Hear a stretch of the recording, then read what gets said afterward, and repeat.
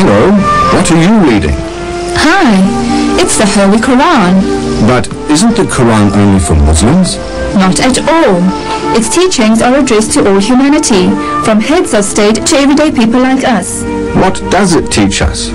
It's a book of life for life. No thinking person should pass through life without it. Where can I get a copy? From the IPCI, 124 Queen Street, Durban.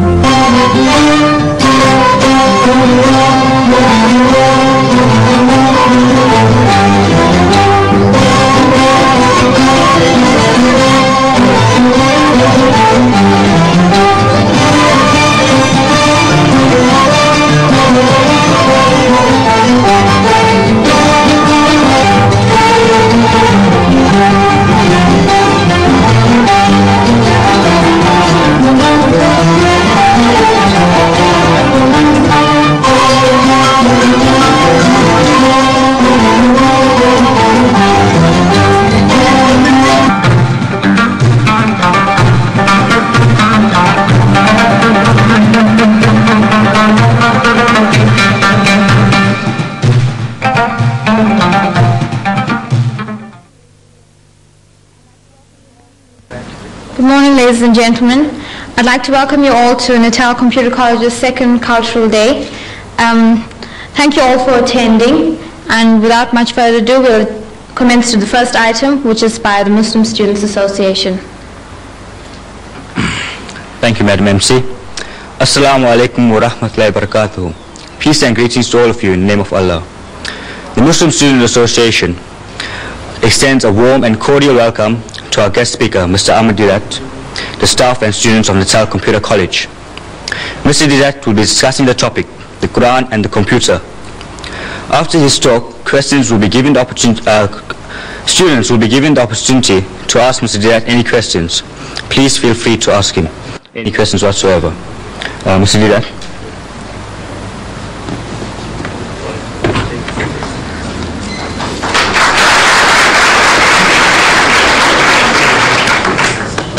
Assalamu alaikum wa rahmatullahi wa barakatuh. It means peace and blessings of God to each and every one of you. I feel privileged to come to speak to your computer college, and the subject that I have chosen is the Quran and the computer. Naturally, you are inquisitive, wanting to know that this book of Islam, the Holy Quran, which was revealed 1,400 years ago, did it have anything to say about the computer? Mr. Didat, you ask, how do you fit in the Quran with the computer? I said, you see, for a long time I myself didn't see it. I have been reading the Quran in a translation form like this one, the Arabic text with the translation,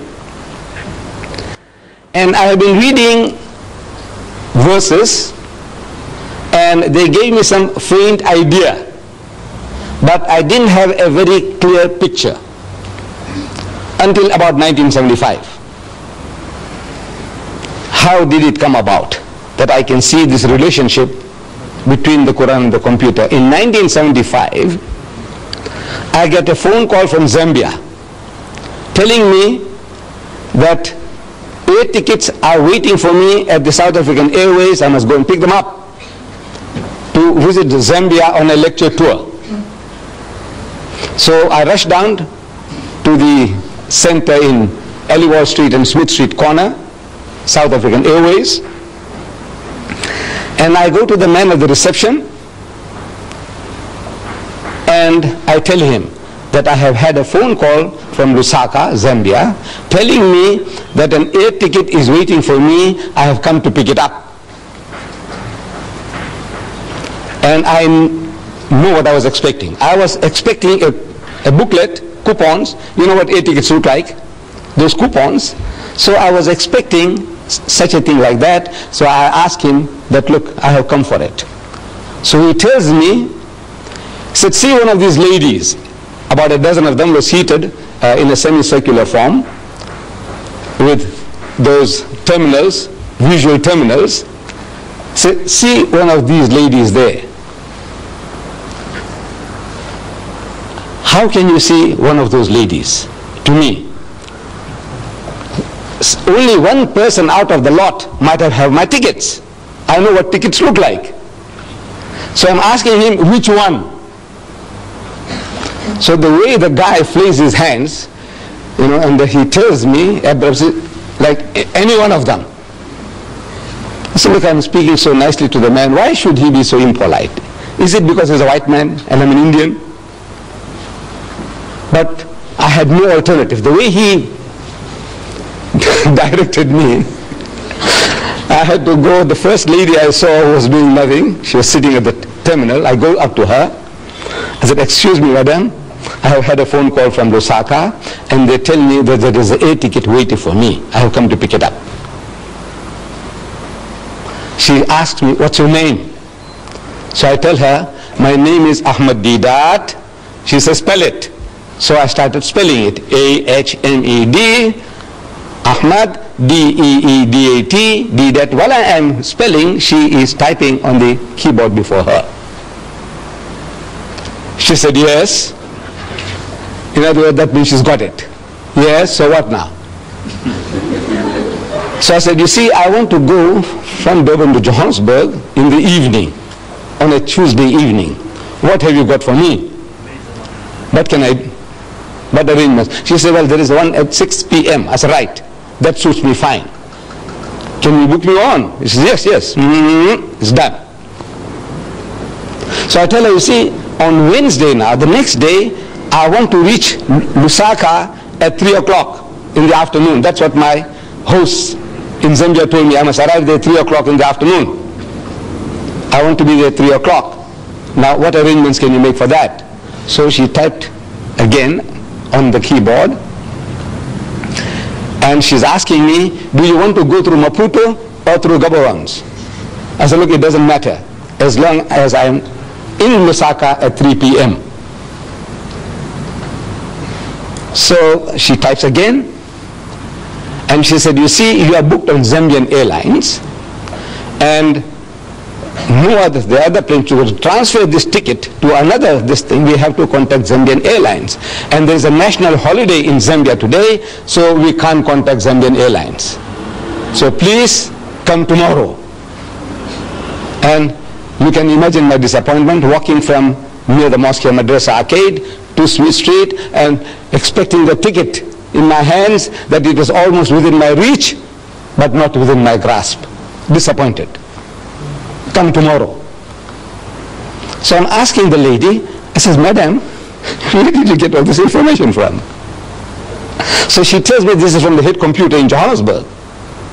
I said, you know, when you were trying to book me in at the 6 o'clock flight, suppose there was only one seat left, and there were more than one of these terminals might have been trying to get the ticket. What happens then? He said, no, the first one within the second, he gets ahead, he gets a ticket, and the rest is blank.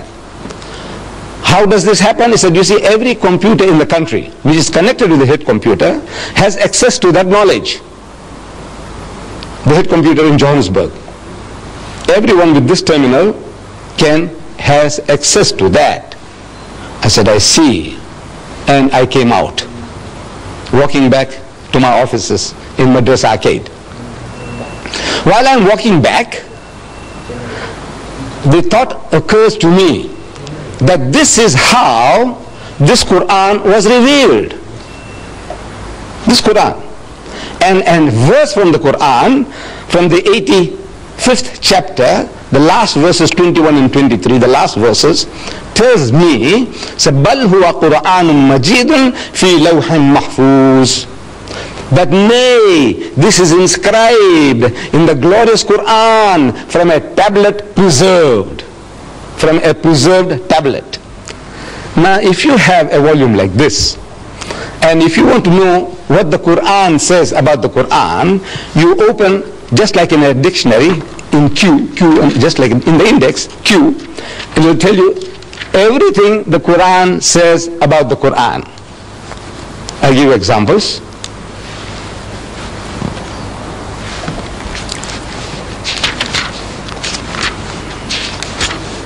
Quran, the divisions of the Quran, how it's divided into chapters and verses. Inspired message cannot be produced by other than divine agency. Verses, fundamental and allegorical, these are different topics. God is witness to the Quran. God's revelation, the Quran. Follow it and do right, the Quran. Respect and attention due to it. Book of wisdom, the Quran. It's in Arabic, the Quran. Described, and on and on and on. What does the Quran say about the Quran? The last subject in this index on the on the Quran, it says the tablet preserved. The tablet, this, when you have it, you'll be able to see it with your own eyes. It says tablet preserved, chapter 85, verses 21, 22. I read it to you. So the picture comes to me, this is how it happened.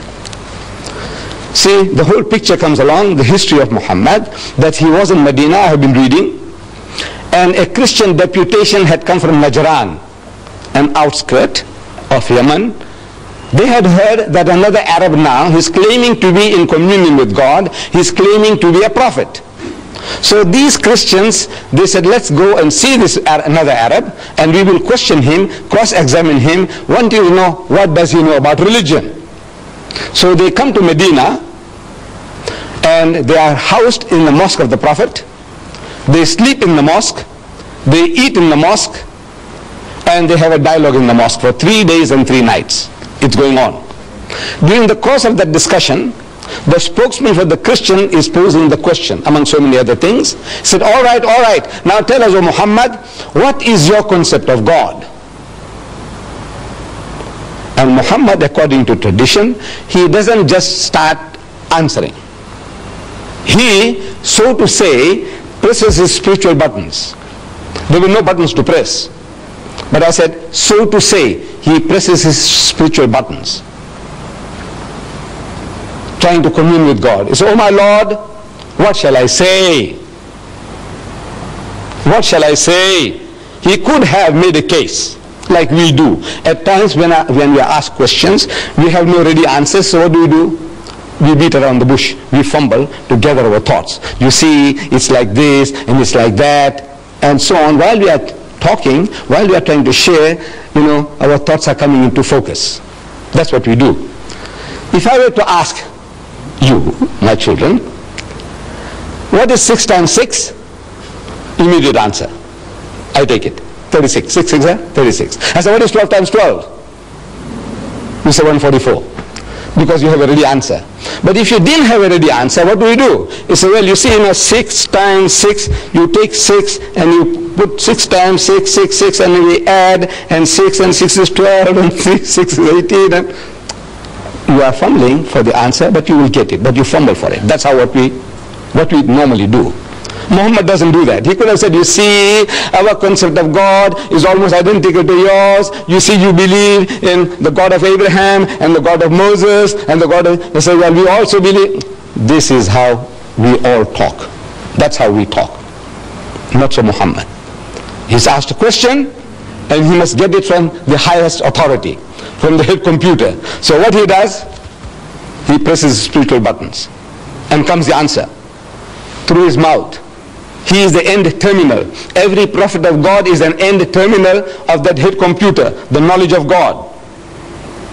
If you are that, you have access to that computer, the head computer, and you have a problem and you commune, say, oh my Lord, what shall I say? He said, tell them, Moses was told, tell them, thou shalt not commit adultery, thou shalt not covet thy neighbor's wife, thou shalt not steal, thou shalt not kill.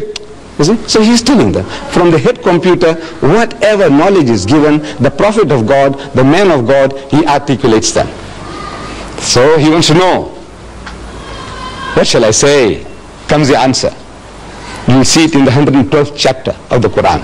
Amazing. You open the chapter, it begins. Qul huwallahu ahad. Say, he is God the one and only. Allahu samad, God the eternal absolute.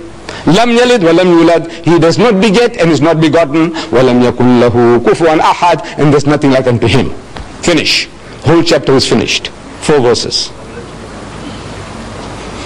And back to normal. He said, you see, this is our concept of God. When he spoke, while he was speaking, the normal discussion was on a different level of speech.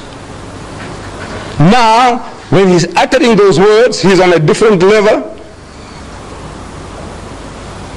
قُلْ هُوَ اللَّهُ أَحَدٌ اللَّهُ الصَّمَدُ لَمْ يَلِدْ وَلَمْ يُولَدْ وَلَمْ يَكُنْ لَهُ كُفُوًا أَحَدٌ. And back to normal. He said, you see, this is where did he get it from? He's asking. Oh my Lord. Nobody heard him. Nobody heard him say that. But he's asking, what shall I say? Comes the answer. I want you to see it in this book. It starts, say, he's God the one and only. So why say? A chapter begins, say, he's God the one and only. Why say? Because asked, what shall I say? Comes the answer, say, he is God the one and only.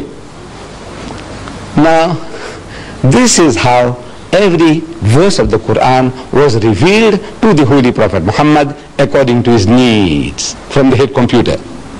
He is the end terminal. As I said and I repeat, every prophet of God, every true messenger of God is that end terminal. We are not. We haven't got that facility to make a direct contact with the head computer. Now this preserved tablet, what is a tablet? To me, that screen is a tablet, a visual screen. Your blackboard is a tablet. Your whiteboard or your green board, on which you write, is a tablet. Your computer chip is a tablet. The tablet of stone on which Moses wrote the 10 Commandments is a tablet. Now this tablet that God is talking about is not made of metal or stone or the silicone chip. It is a spiritual tablet, a spiritual knowledge. It is not material. Now what do you want to know? What else do you want to know? This is some aspect of what the Quran says about the Quran. What do you want to know about the Muslims and about Islam? Everything is in this book. The easiest way to have access to this knowledge about the Muslim is the book. We ourselves, we might be confused. The Muslim can be confused on so many things. But if you want to know authoritatively, what does your book of authority, the Quran, say? So you go to the Quran. So if you open the index, some of the subjects, I just give you a quick glance at some of the subjects. This book, claiming to be from God, naturally it must tell us everything about God that we can know. So, and the G, look for God. There are more than 140 different references that you have access to from here, from this book, from this index. God, he is your protector. Chapter 2 verses 257 and onwards. He is the creator of all. He is most bountiful. He is merciful. He is most kind. He is beneficent. He is the orphan's shelter. He is the wanderer's guide. The guys wandering around, he is a guide to him. He satisfies your needs. God present everywhere. He is unity. He is one, not one in a trinity. He is not one of two. He has got no begotten sons. He is wise. He is best disposer of affairs. He is most high great. He is irresistible. He is never unjust.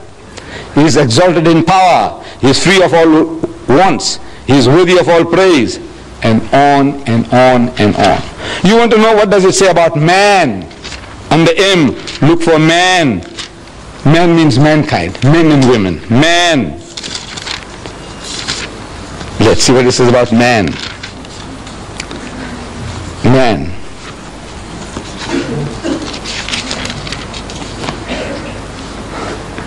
He is tested by God. He is being tested by God. In your behavior, what are you doing? How your mind is working? What you do? Things men covet. Things that men love most. And here, I might ask you, here, man as a male, I want you to tell me, if you can, what does he covet most? What does he love most? What does he want most? Huh? Money.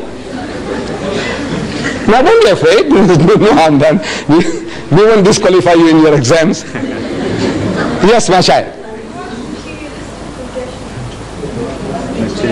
Materialistic. Power. Huh? Huh? Who said that? Who said that? What did she say? Woman. Woman. Yes, woman. Look, this is 1400 years ago. This man Muhammad is made to say things men covet. I want you to look it up when you have this book. You will have this book. Each and every one of you will be entitled to this book free. I will give it to you all free. This encyclopedia. So no use me tantalizing before you. You know that golden carrot, and says, you see, it's there, it's there, it's there. And he says, where do you get it? I say, you see, you go to the Islamic Propagation Center and you buy one. Now I want to do business with you. No, I'm not here to do business. So the Quran says, ذُيِّنَ لِلنَّاسِ حُبُّ الشَّهَوَاتِ مِنَ النِّسَاءِ. So fair in the sight of men is the love of things they covet. Number one, مِنَ النِّسَاءِ, of women. وَالْبَنِينَ, then your offspring, your children. وَالْقَنَاطِيرِ الْمُقَنْطَرَةِ مِنَ الذَّهَبِ وَالْفِضَّةِ, and hoarded heaps of gold and silver, and wealthy land, and horses branded for excellence. These are the good things of this world's life, says the Quran. But the nearness to God is the best of goals to strive for. Number one, the greatest distraction for man is woman.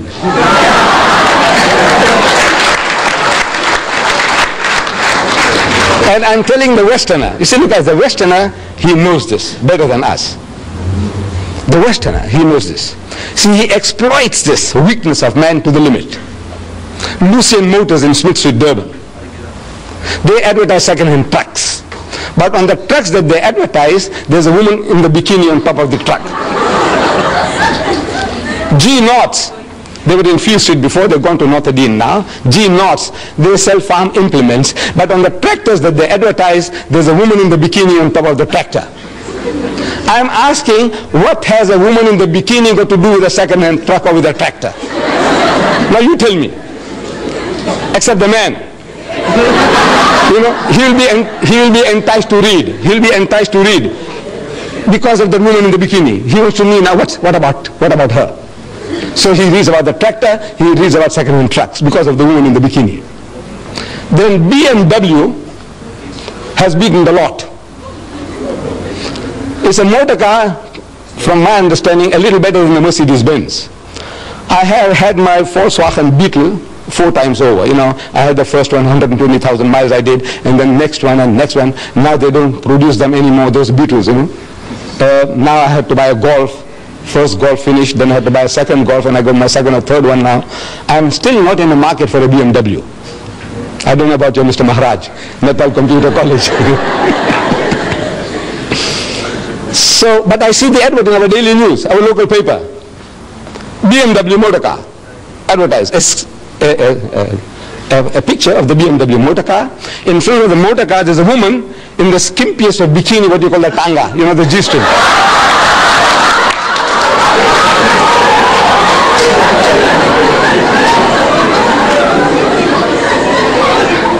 And in front of the motor car, this woman is standing, you know, in a lustful, enticing pose.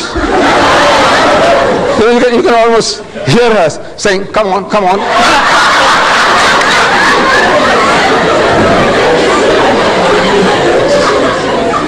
And it is written at the bottom, test drive her now. Who? The woman of the car. Who? Now you see what?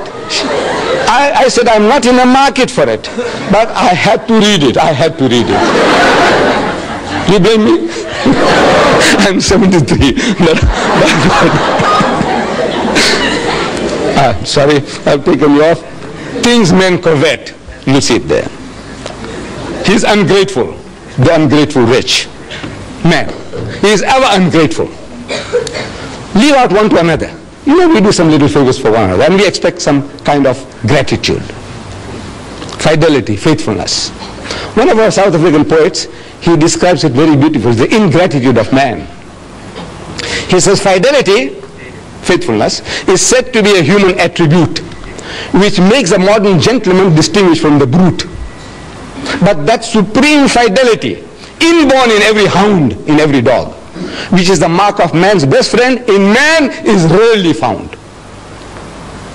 This faithfulness, gratitude, the dog shows it. But mankind in general, the most ungrateful of people, one to another and to our Maker. If you are not grateful to our Creator, what is man to man? What? I give you this book, and I expect you to be, every time you say, Mr. Dida, thank you very much, for that book.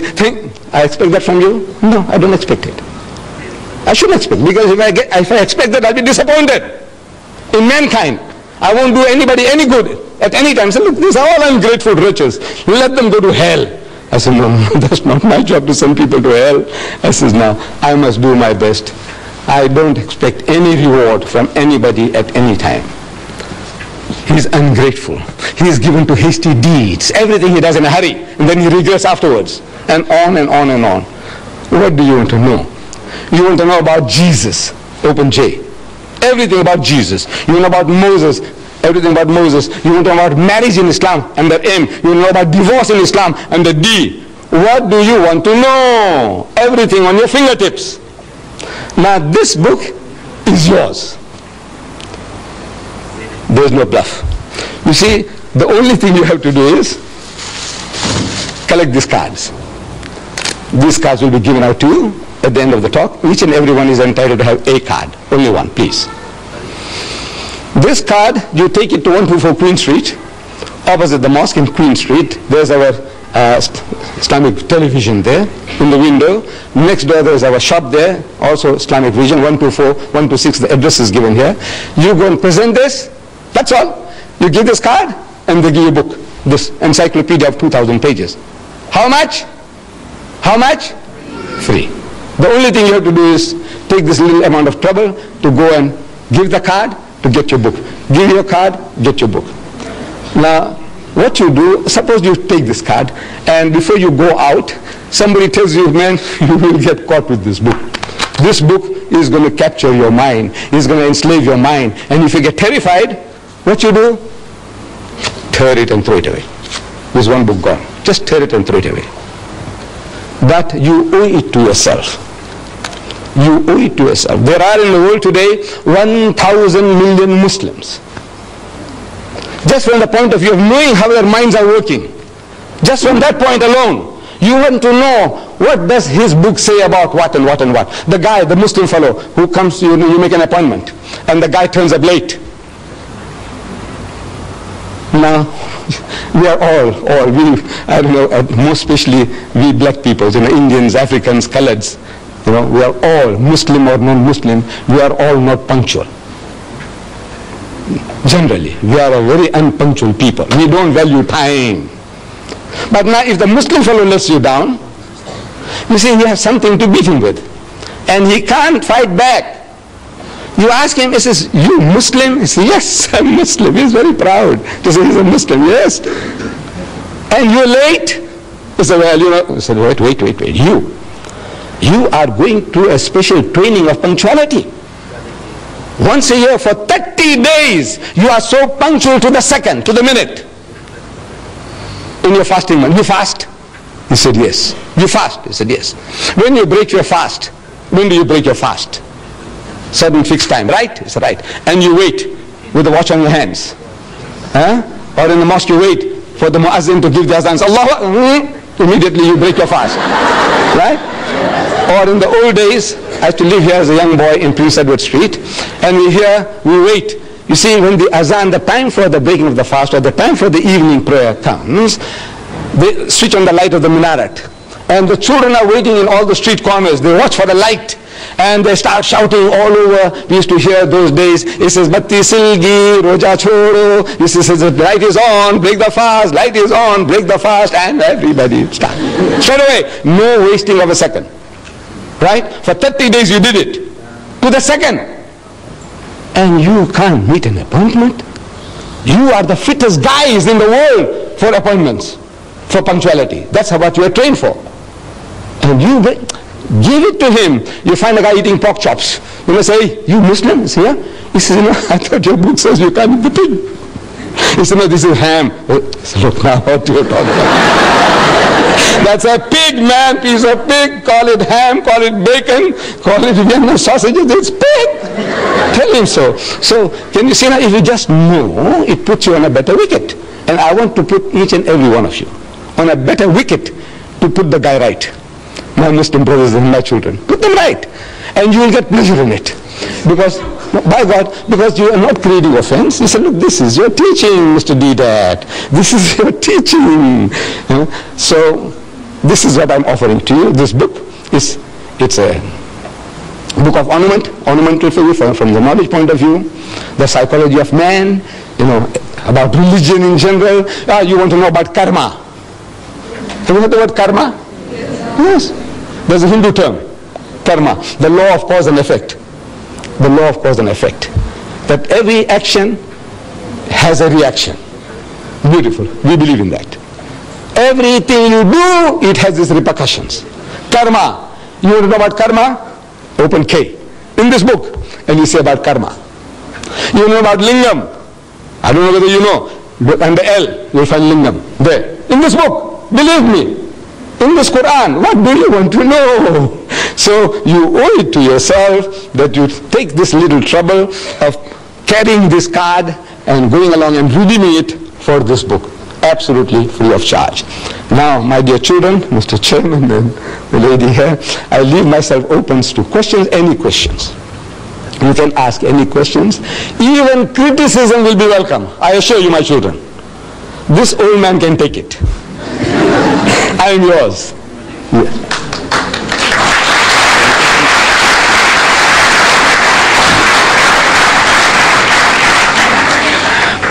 Thank you, Mr. Didat, for that rather enjoyable and enlightening talk.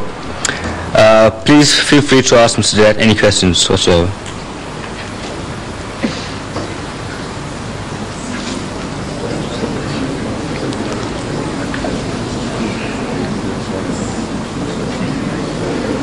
Yes, my child. What are Jews and Muslim enemies? If you come a little closer, please don't be shy. Please don't be shy, so that the camera can also catch your question. If you don't mind. No harm done. Okay, what are Jews and Muslims enemies? Are the Muslims and the Jews, are they not enemies? Why are they enemies? Yes, thank you for your question, ma'am. Now, we as Muslims and Jews, or Muslims and Christians, or Muslims and Hindus, we are not enemies to one another. But we are at war. The Jews and the Muslims are at war. What are they fighting about? They are fighting for a piece of land called Palestine. My brothers, the Arabs, they say Palestine belongs to them. My cousins, the Jews, they say Palestine belongs to them. It's a battle for the land. We have between brothers and brothers. Brother, they're all, you know, among us especially. Father dies, and you find that this estate can't be settled. They must go to court. They must go to court. You know, the dividing the shares, the inheritance. There's a war after war. Every Indian, I'm talking about the Muslims. You see, I don't know about the Hindus so much. But I know my own people. You have to go to court. You have to go to court. So, this is brother and brother. We are brothers and cousins now. And both are claiming the same piece of land. What are the rights and wrongs of it? Now that is something that we can discuss. We can talk. For example, I'm talking to the Jews. I say, come and talk to me. I'm talking to the Jews. I've spoken to the University of Cape Town. I've spoken to them here at the Natal University. I have had so many discussions with them. I have written a book, Arabs and Israel, Conflict or Conciliation, and I sent it to every influential Jew in the country, in South Africa. The reaction was, they want to kill me, they want to bomb me. I said, come, talk to him. So I got it all recorded, you know, when they phone up and they use abusive language and what they're going to do to me and all that. I said, come man, talk. Because my book says, call them. Call people to a dialogue. Come, let us talk. See if we can see reason. So it is not Muslims want to kill Jews or Jews wanting to kill Muslims. Because we have lived together, Muslim and the Jews, for over 1,000 years, no problem. You see, in Spain, the Muslims ruled Spain for 800 years. And the Jews were the second highest in the hierarchy, doing work among the Muslims. The greatest achievement of the Jews was by the Jews in Spain and the Muslim rule. And for 1,000 years, when the Christians were persecuting the Jews, and when they ran for shelter, protection, refuge, they went to Muslim lands. And every Muslim country accepted them with open arms. Sa'ahlan wa sahlan. It's a family and plain, come and live among us. We are the children of the same father, Abraham. Abraham had 2 sons, Ishmael and Isaac. You are the children of Isaac. You are the children of Ishmael. As such, we are brothers. Come live together. And they lived for 1,000 years, not a single riot against the Jews, not a nothing. The only time the problem started was with Palestine. When the Jews, they went to seek shelter there, and they went and they filled up, and then they said, now we will take over. For the first time, the Muslim wakes up to the reality. He says, now everything, this guy is going to take it over. Inch by inch, the guy's got in. Now he's got the backing of the Western nations, and he's technologically more advanced than the poor Palestinians, illiterate, ignorant people, and he says, now these are easy meat for them. So now they wake up, he says, no man, this is not right. So this conflict from 1918 onwards, prior to that, no problems between the Muslims and the Jews. Any other question? Yes, my son. What's your opinion on the satanic verse? Well, as the word says, satanic. The guy is satanic. The guy who wrote the satanic verses is satanic. You see, the trouble is that bulk of the people, nobody has really read the book. In the Royal Albert Hall, I went and spoke about that book of Rushdie. 6,000 people. And I made the chairman to read the introduction. There's a poetic introduction, a quotation by Daniel Defoe, some literary man, his quotation about the devil. So I made the chairman to read it from the satanic verses. And the chairman read it and is asking 6,000 people, anybody at any time has read this? Or you have seen it anywhere, or you read anywhere? Out of 6,000 people, one guy put up his hand. Where? In the satanic verses. Then I'm asking the people, the audience. I said, you see, Rushdie has something special to tell about you Londoners. I said, on the very first page, he calls you all bastards. You Londoners are all bastards. Do you know that? No. I said, Londoners, I said, whether you are an English Londoner, or a Pakistani Londoner, or a Sikh Londoner, or a Hindu Londoner, you are a Londoner, you are a bastard. Shocked. I said, look, what have you been reading? You say this book is very good. I said, come on, talk to me. Then, of course, it was more than an hour's talk. I'm giving him what he says about Rama, what he says about Sita. Did you read it? He says, no. I said, you will want to kill him, you. What is about you white people? The whole white race is his white women, no mine, fat, Jewish or non-differential. White women, I can't say. There are other words. What they are good for. I can't. But I said, now you talk to me. You want to know? I said, you white man, you know what he says about your mother, your wife, your sister, your daughter, you Jew, you know what he says about your mother, your wife, your sister. I want to know what are your reactions. When this is what he says about Rama and Sita, this is what he says about all of your whole white race, and on and on and on. The filthiest, dirtiest book in my life I ever came across was the satanic verses. Really satanic. Keep away from it. From the price point of view, at one time it was costing 15 pounds. There's 75 rands. You want to waste 75 rands on that? It's about 540 pages. 75 rands. Here I'm giving you, my son, 2,000 pages free of charge.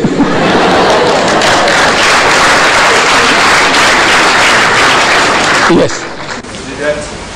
Just a while ago, you told me that Allah is very merciful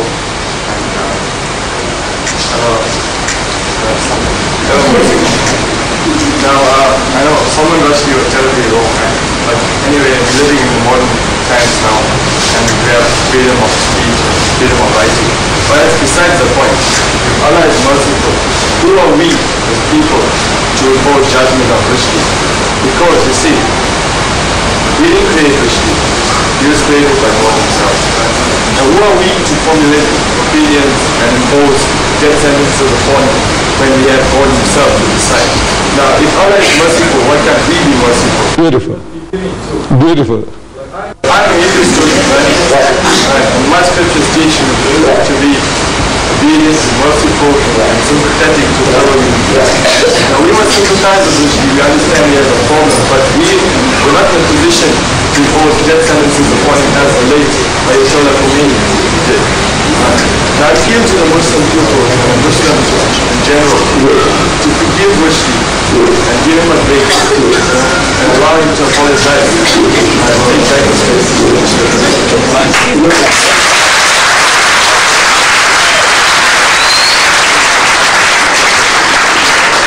My son, very beautiful thoughts. God is merciful and we are expected to be merciful. He is just and we are expected to be just. He is beneficent, we must be beneficent. Charitable. He is holy, we must be holy. That is the teaching of Islam. That is the teaching of Hinduism. It's a beautiful teaching. But now, we are also told to respect one another. Now I ask you, what is your name? So you tell me I am Mr. So-and-so, Naidu or Padyachi or Mudli or Govanda, whatever. They say, yes. I knew your great-grandmother. Because a lot of people I know their grandfathers and grandmothers. I'm 73 now. Since I was a young man, I have been moving around a lot, you see, I know. So I said, yeah, your grandma, yeah, man. Wiggins Estate, she used to live there, you know. You know she was the biggest whore.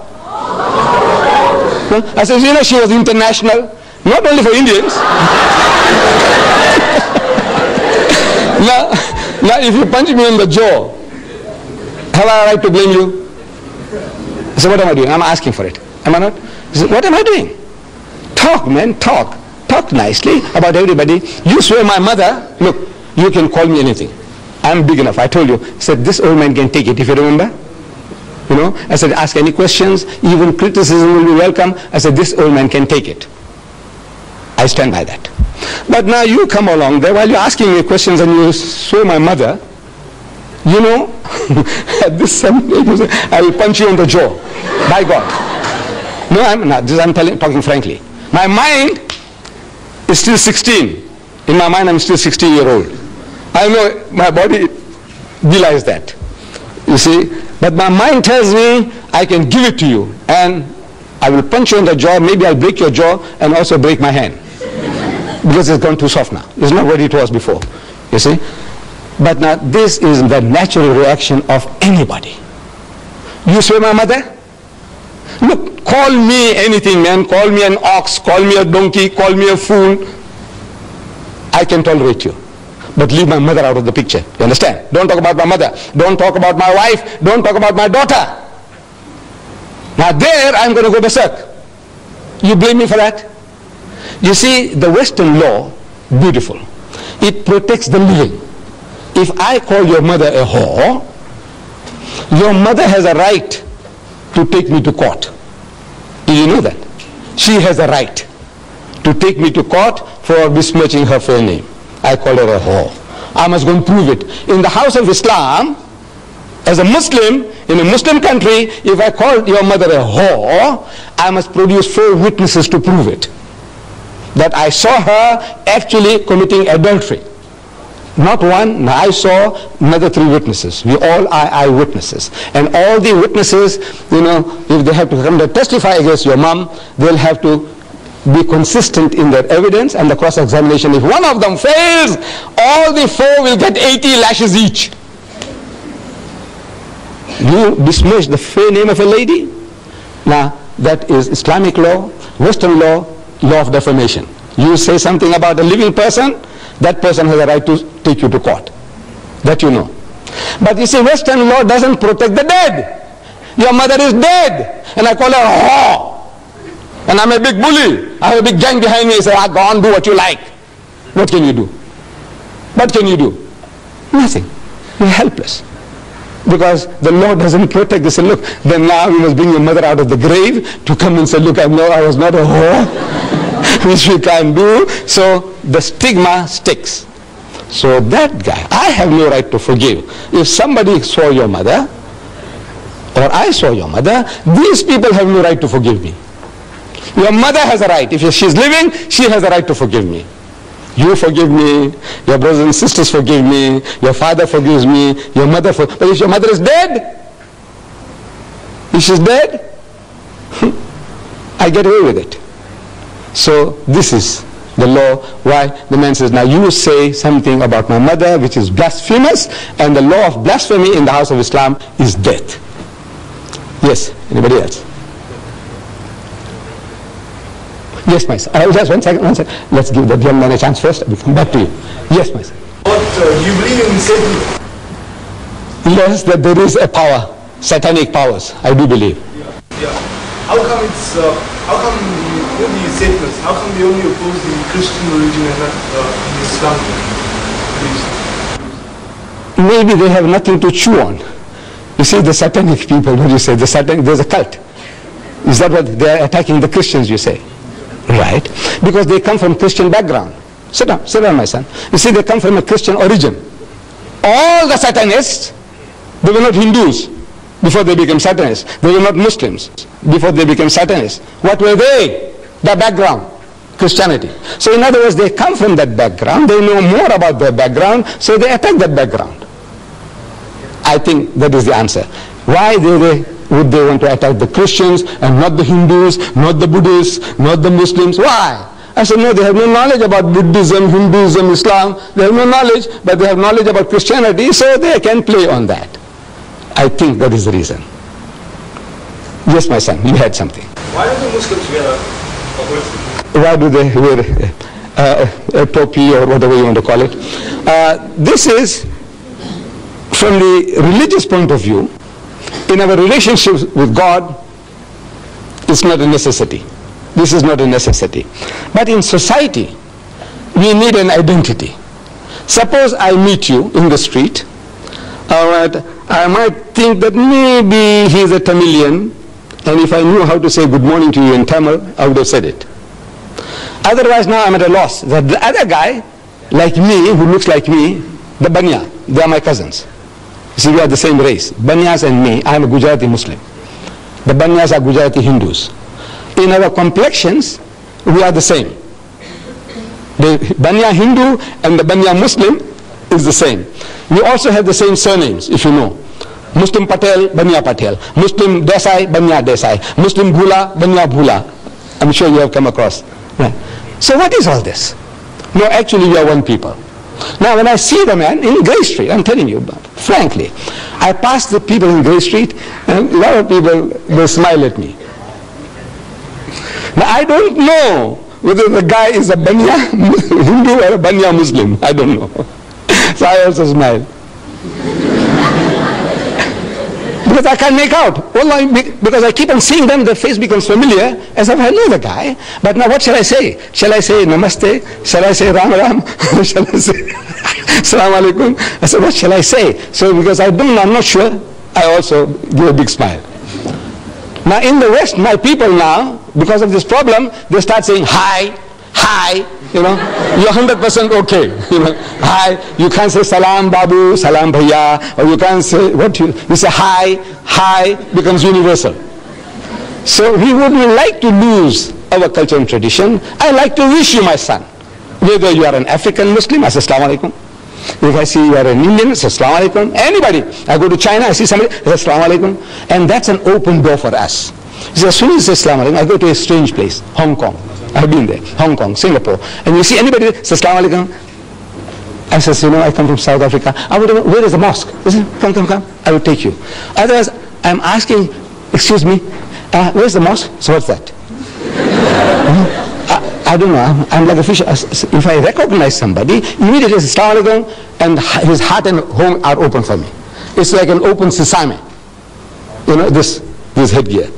So I said, now, for the purpose of recognition that I may wish people, I want my children and my people to have an identity.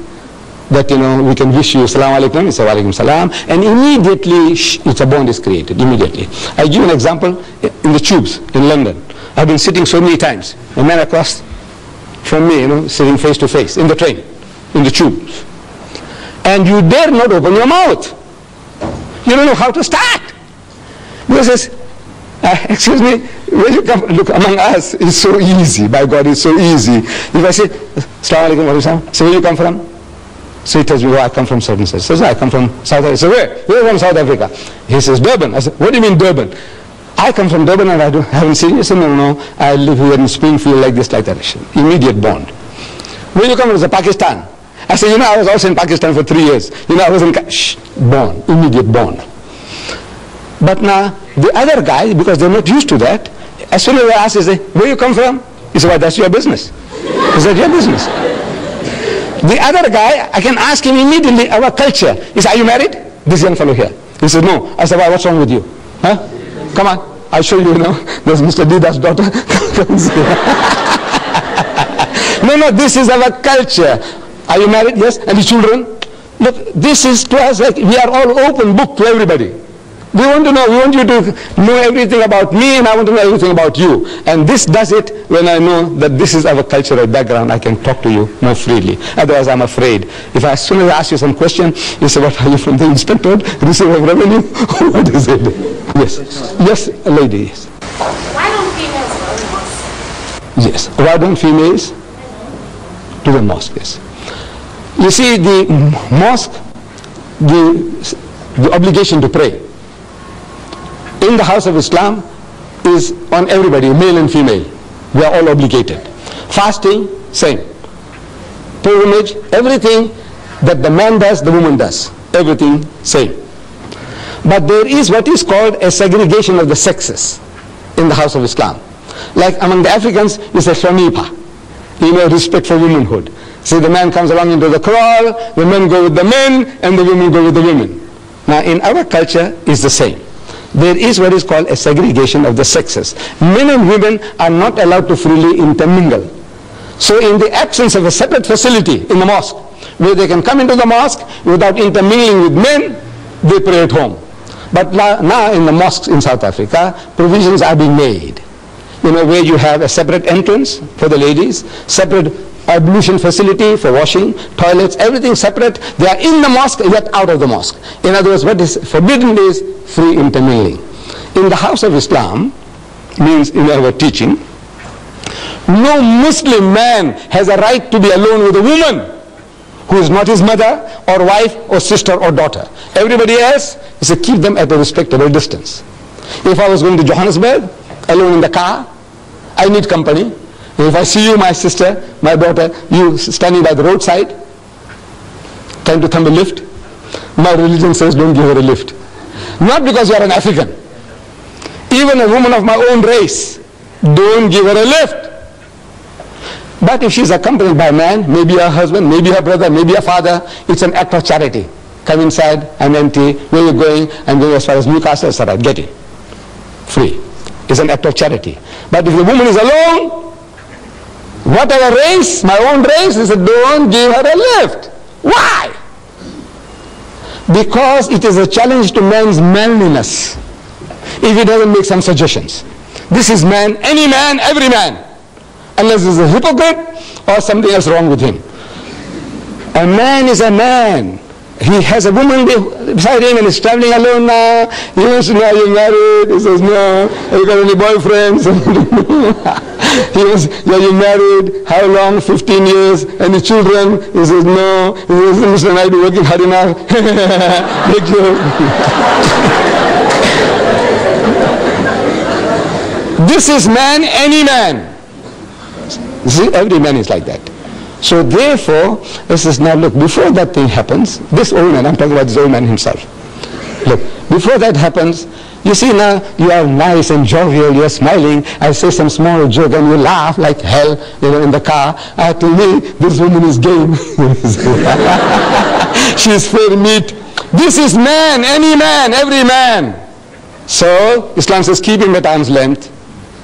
I must keep you respectfully at a distance, and you keep me at a respectable distance. This is the reason there is no free intermingling of the sexes.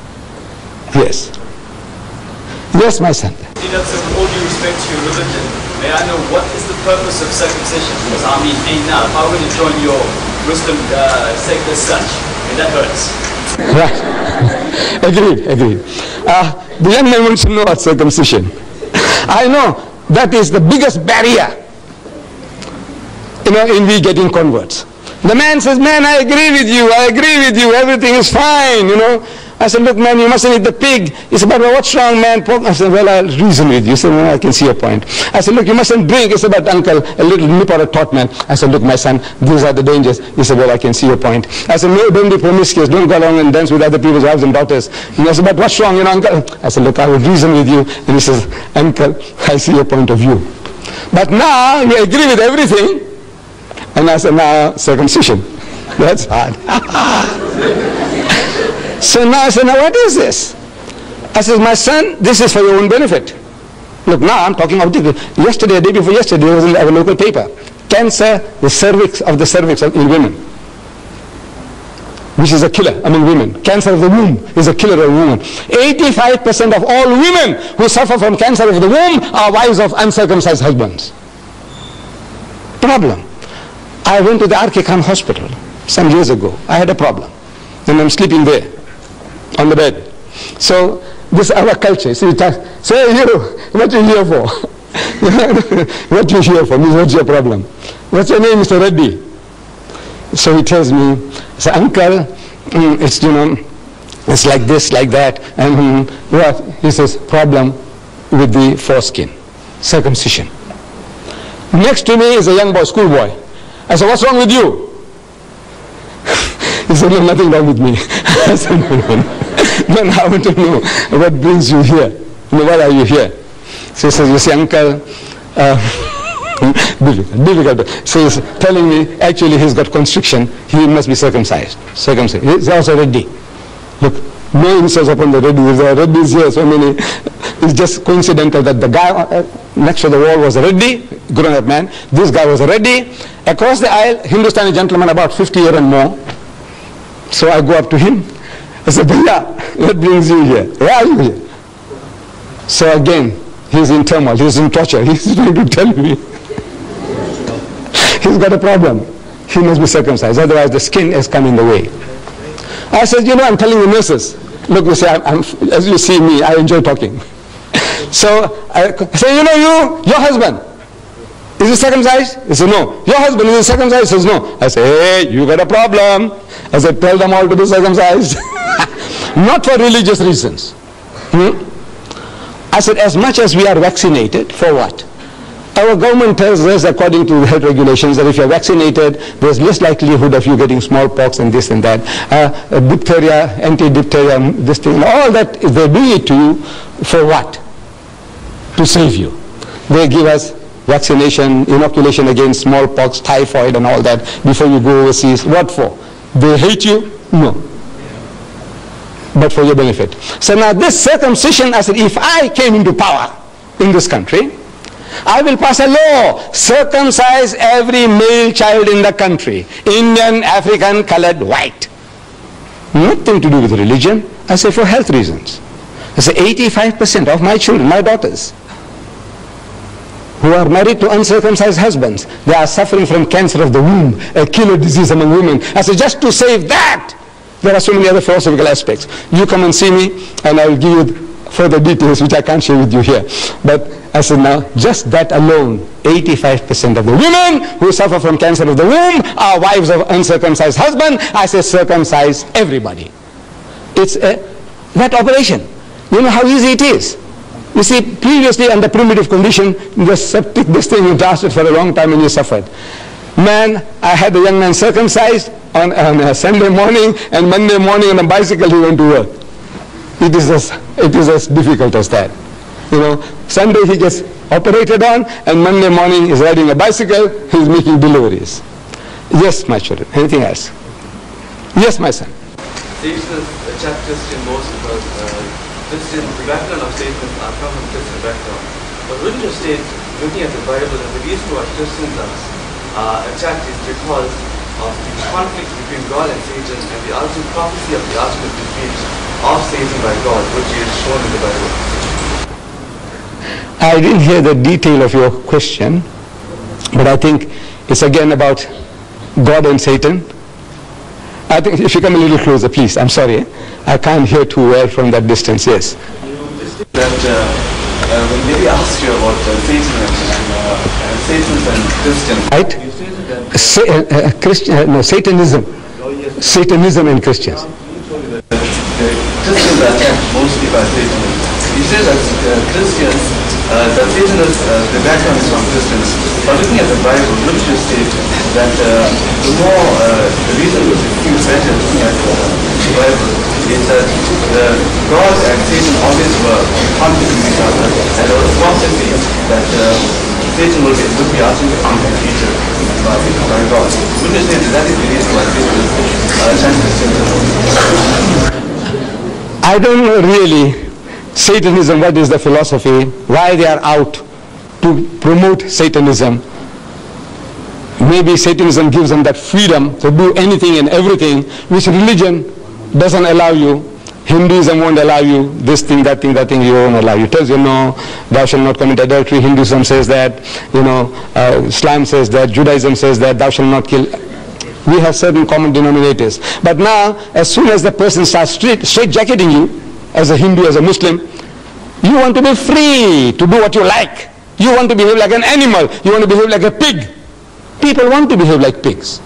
So now the best thing is to disown. Just to disown religion altogether. And they say, now this is a new cult, they call it Satanism. But now the battle is with us. Every individual, we say, we believe, that we have all got this propensity for evil. We have two qualities in us, towards godliness and towards earthliness, devilishness.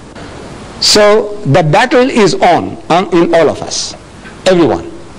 The Holy Prophet Muhammad, he described the situation beautifully to his companions. While they are around him, he's telling them that shaitan, that's Satan or devil, shaitan courses through the body of man like the blood. He's passing through you. He's each and every fiber of you. He permeates you. Everybody. Shaitan, man means mankind. Shaitan courses through the body of man like the blood. It's imperceptible. It's there. Your blood is moving and going and doing the job without you feeling that the heart is pumping and now supplying blood to the brain to allow me to think. Without that I can't think. But all this is all automatic. Similarly, this evil propensity also in man is permeating him like the blood. Everybody. Muhammad says yes, everybody. He said, what about you? So they had the right to ask questions. You too.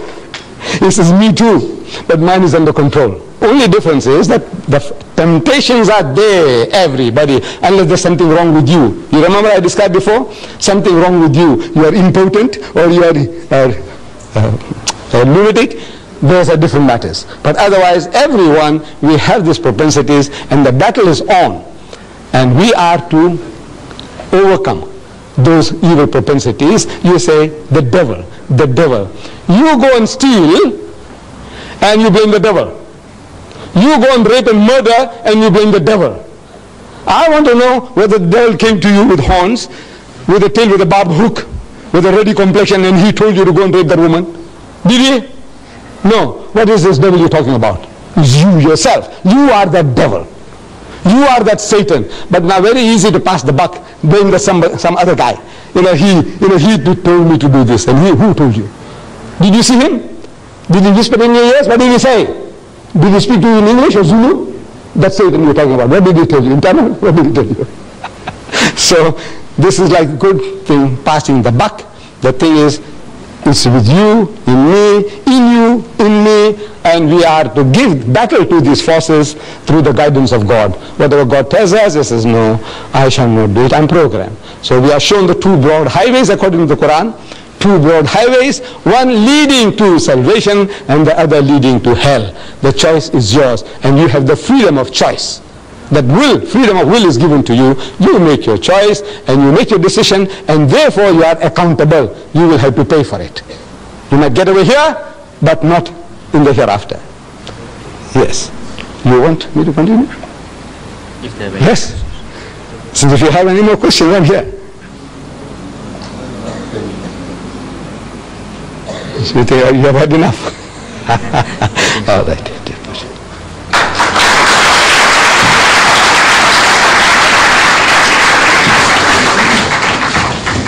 Thank you for your questions.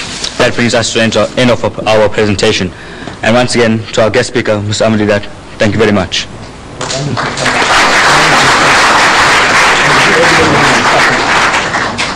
Thank you, Mr. Deedat, for a very enlightening and interesting speech.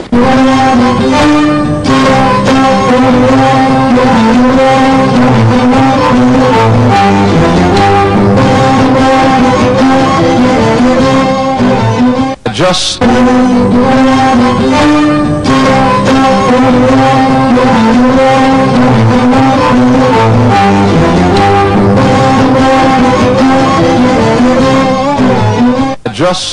met Mr. Deedat this afternoon, just a few minutes really, I should say this evening, and he's one of the type of gentlemen that you meet and you like him instantly. And I want all of the Christians here, and of course I know that you Muslims will join in with us, and this doesn't count on my 30 minutes.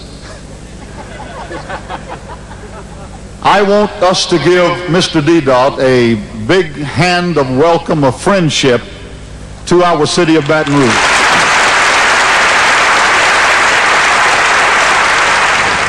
Tonight, I take great pleasure in presenting my friend, whom I'm meeting personally for the first time, Mr. Deedat, with a present.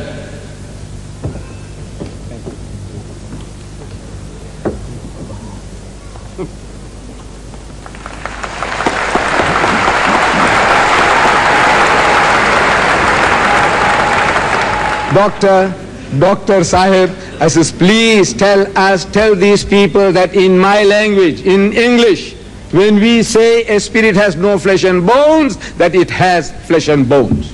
Tell them so. You're ready for this. Oh, yeah. I want to be sure he's ready for this. But, all right, all right.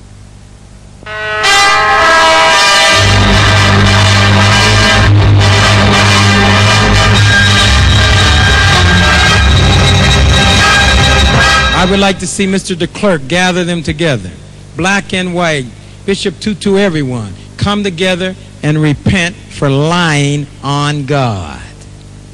Now, I would ask you, as a Christian, one who proclaims and professes to have met Jesus, how are you and your people going to develop 2 million jobs for the country? All right. How are you going to stop making the Pope white, Mary white, Jesus white, Moses white when they were not white? When and where are you going to develop a mass education program and not tell the people to wait till they get to heaven? When are you going to tell the man with 47 cars to sell those cars and give that money back to the poor people so that they might have a decent life? When are you going to repent on behalf of the Christians for enslaving the people, the descendants of whom are in this building tonight? When are you going to repent for causing the slaves to be prostitutes? When are you going to repent and ask forgiveness?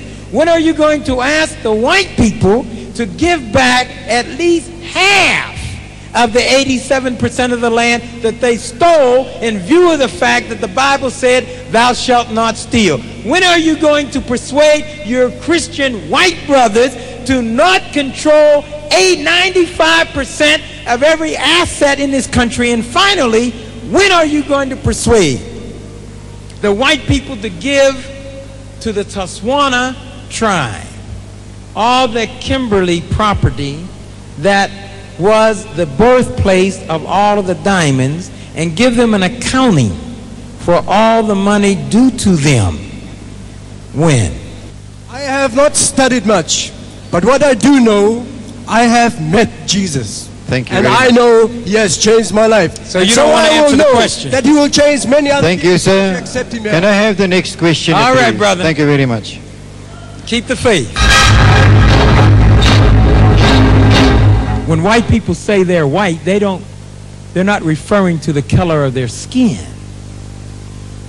If Margaret Thatcher gets a suntan, I don't know what it would look like, but let's just assume that Margaret Thatcher got a suntan. You wouldn't call her a colored woman, would you? You would still call her a white woman, even though her skin may be brown. What do you mean when you say white? You mean that she is from Europe. So whether she's Italian, white, Sweden, white, England, white, France, white. White means coming from Europe. Black means coming from Africa. So whether we're fair skin, brown skin, dark skin, East Coast, West Coast, North, South, if we're from the black continent and we've been here 300 years, we are black people from the black continent. All over the world, 1 billion people uniting through Ramadan. That's why I'm hopeful and optimistic that by the year 2050, when 1 out of every 2 persons would have been born a Muslim, we would have the first real meaningful opportunity for a permanent world peace. Assalamu alaikum. This country could explode. Who will be the first targets? The businessmen, the lawyers, those who didn't want the masses in their office. They will come without your permission. So if Hitler killed 6 million Jews who were European Jews, and Hitler was a European, give the Jews part of Germany, not of Palestine. Sure, he works. So do I.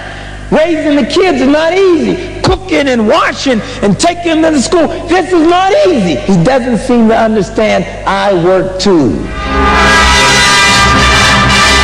What I'm trying to find out, and you may know better than I do, tell me specifically, if I got this, everyone in this room, and we went out to the homeland and we started teaching people how to read who did not know how to read, what would the government do? What I'm saying to you in closing is that there is a great opportunity to really be a new South Africa and a new African. Forget the begging. There will be no gifts. I don't care what the World Bank tells you, the International Monetary Fund tells you. It's crumbs.